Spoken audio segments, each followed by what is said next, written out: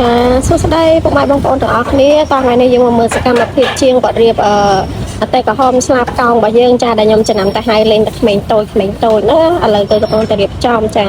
សម្រាប់ជូនភ្ញៀវរបស់យើង3គ្រឿងក្នុងពេលតែមួយតែម្ដងចាឥឡូវ2គ្រឿងយើងរៀបហើយមុនអីចាដល់វគ្គបិទរូបភាពអីចា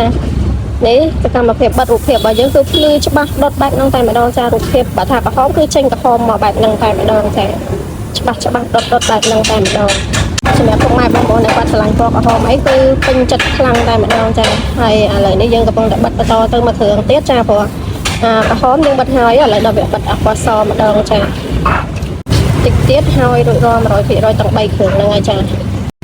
ហើយឥឡូវយើងមកមើលខាងក្រោយម្ដងចានេះក្មេងតូចរបស់យើងខាងក្រោយនេះគឺរៀបចំឲ្យរួចរាល់ 100% ចាចាំតែមកចាប់បើគាត់យកតែម៉ូតូមកចាប់មកគឺអាចយកទៅប្រើបានហើយចាតោះឥឡូវយើងទៅមើលខាងក្នុងមួយទៀត